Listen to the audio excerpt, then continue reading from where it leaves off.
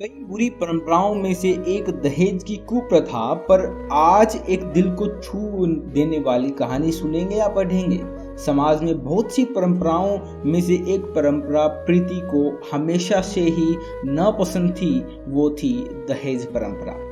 प्रीति बहुत ही संस्कारी और छोटे बड़े सबका आदर करने वाली लड़की थी, लेकिन दहेज परंपरा के कारण वो कितना भी प्रयास कर ले ससुराल वालों का आदर नहीं कर पाती थी। प्रीति एक सीधी सादी लड़की थी, थोड़ी डरपोक खरबाई स्वभाव की थी, आजकल की लड़कियों से बिल्कुल अलग थी।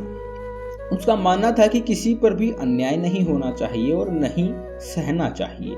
ऐसे स्वभाव की प्रीति जब शादी करने का विचार करती है तब उसके डरपोक स्वभाव की वजह से उसका रिश्ता टूट जाता था। एक लड़का जो उसके घर के लोगों को पसंद आता है, लड़के की तरफ से भी प्रीति को पसंद कर लिया जाता है। लड़के को तनख्वाह बहुत कम होती है, लेकिन लड़के के घर के लोगों की अच्छी परिस्थिति होती है।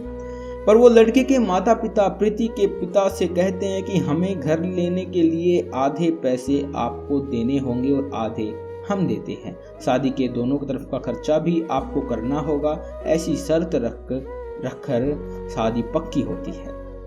प्रीति के सुख के लिए उसके पिता कर्ज लेने के लिए बहुत प्रयास करते हैं, लेकिन प्रीति की होने वाली सास का प्रीति को बार बार फोन आते हैं। सिर्फ शादी तय कर ली, बाकी की जो बातें पक्की थी उसका क्या।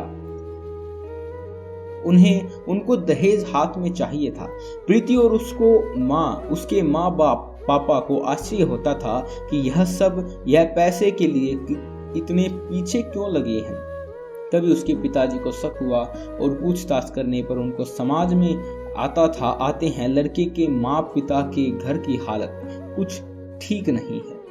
हमने जैसे सोचा था वैसा तो कुछ भी नहीं है।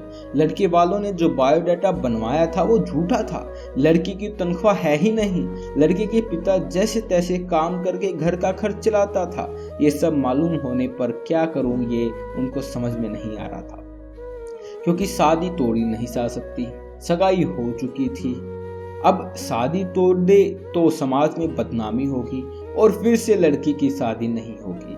इस डर से उन्होंने भी शादी तोड़ने का विचार मन से निकाल दिया और उसमें सकारात्मक बाजू देखकर, जैसे लड़का होशियार है तो वह जिंदगी में भाग दौड़ करके जिंदगी में अच्छी नौकरी पा लेगा और लड़की को सुखी रखेगा। जो हमने आधे पैसे फ्लैट के लिए दिए हैं वह लड़की को ही मिलेगा। और यह सब बातों का विचार किया और जैसे तय किया था वैसे ही शादी हो गई। प्रीति के पिता दोनों तरफ शादी का खर्चा भी उठाया और लड़के के पिता को दहेज की रकम भी थी। शादी होने के बाद लड़का होशियार होने के कारण उसे अच्छी नौकरी मिली। जब फ्लैट लेने की बात आई तो प्रीति के ससुराल वालों ने उन्हें पूरी रकम देने की बजाय 20 लाख की बजाय 5 लाख ही दी। खुद के पास से तो दूर उसके पिता ने दिए हुए पूरे पैसे भी उन्हें नहीं दिए और घर आने तक प्रीति के पिताजी ने दिए हुए पैसों का ब्याज भी खुद के पास रखा। यह सब बातों को प्रीति को खटक रही थी। उसने यह सब बातों का प्रश्न पूछने का बहुत प्रयास किया, लेकिन उसे उत्तर नहीं मिला। प्रीति डरपोक जरूर थी, लेकिन अन्याय सहने वाली नहीं थी। उसने हर समय सवाल और जवाब का हिसाब मिलने की अपेक्षा न होने के कारण उसे ससुराल वालों के लिए जरा सा भी आदर उसके मन में नहीं था। जैसे जैसे समय बीता वैसे वैसे अब उसने अपने ससुराल वालों से संबंध तोड़ दिए। वह घर आते तो वह उनसे सब अच्छे से बर्ताव करती थी, लेकिन कभी कभी मन से उसका कुछ काम भी नहीं करती थी।